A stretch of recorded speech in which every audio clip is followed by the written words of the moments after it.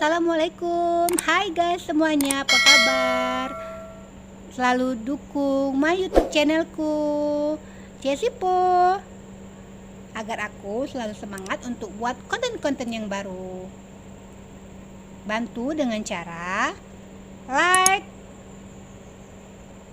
subscribe, dan komen, serta bunyikan lonceng notifikasinya. Terima kasih. Assalamualaikum warahmatullahi wabarakatuh. Selamat pagi semuanya, apa kabar? Selamat tahun baru 2021 ya semuanya. Harapan dan doa selalu kita panjatkan kehadiran Allah Subhanahu wa Ta'ala. Walau tahun ini masih masa pandemi COVID-19, semoga secara perlahan akan Allah angkat virus ini dari muka bumi. Semoga dengan adanya pandemi ini, kita sebagai manusia selalu tetap introspeksi diri dan memohon ampun kepada Sang Pencipta alam semesta ini.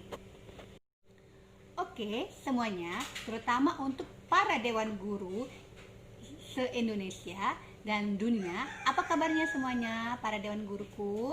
Sehat selalu untuk kita semuanya dan tetap semangat dalam mendidik dan mencerdaskan anak-anak bangsa Indonesia.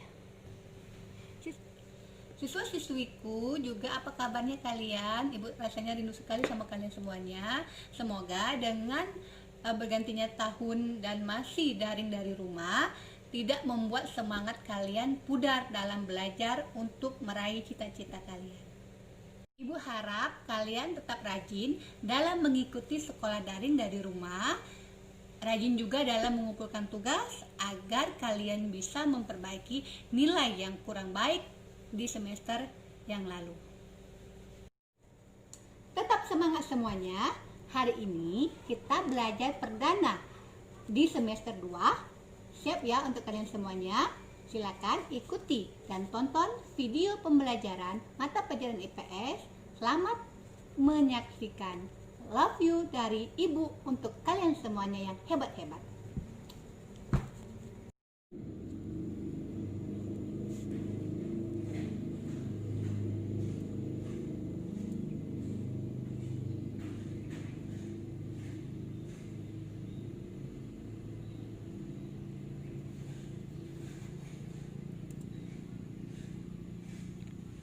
Oke anak-anakku sekalian, hari ini kita akan belajar mengenai materi pertama, yaitu kelangkaan.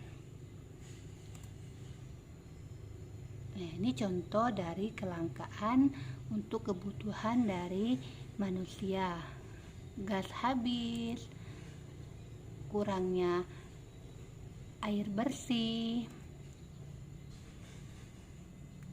premium habis, atau minyak bensin itu habis. Nah, pengertian dari kelangkaan itu sendiri adalah situasi atau keadaan di mana jumlah sumber daya yang ada dirasakan kurang atau tidak cukup untuk memenuhi kebutuhan manusia. Selanjutnya, menurut ilmu ekonomi ada dua makna kelangkaan. Yang pertama, terbatas tidak cukup dibandingkan dengan banyaknya kebutuhan manusia. Yang kedua, terbatas manusia harus melakukan pengorbanan untuk memperolehnya. Manusia dalam memenuhi kebutuhan hidupnya tidak ada puasnya dengan kebutuhan dan keinginan manusia yang beraneka ragam. Kebutuhan manusia, kebutuhan dari manusia ini banyak sekali.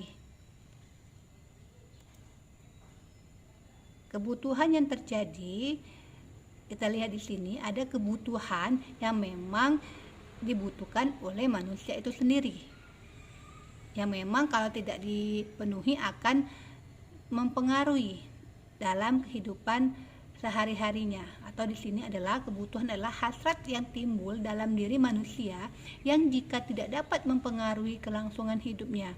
Sedangkan keinginan adalah perbedaannya hasrat yang timbul dalam diri manusia yang jika tidak terpenuhi tidak mempengaruhi kelangsungan hidupnya. Maksudnya di sini kebutuhan itu kalau tidak ada akan mempengaruhi, sedangkan keinginan itu kalaupun tidak terpenuhi tidak akan mempengaruhi secara langsung hidup dari manusia.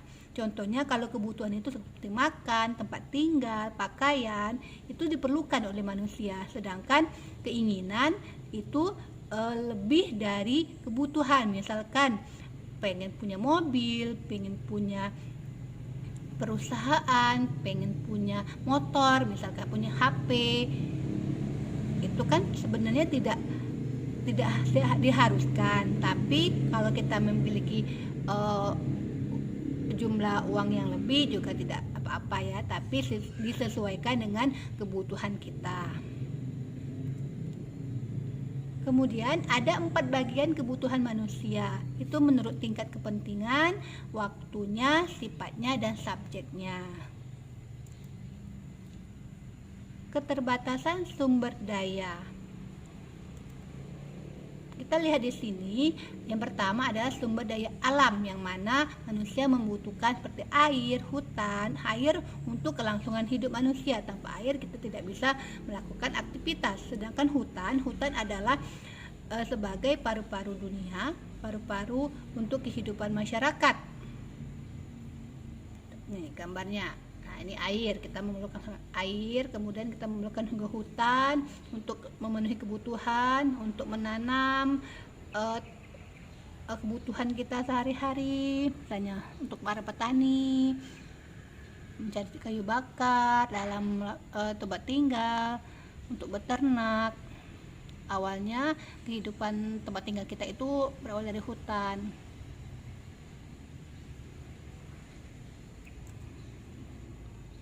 Kemudian yang kedua, sumber daya manusia. Sumber daya manusia untuk kelangsungan hidup. Tanpa manusia maka dunia ini tidak bisa beroperasi atau tidak bisa melakukan aktivitas. Ini contohnya. Kemudian sumber daya modal, untuk membuka suatu lapangan usaha diperlukan modal,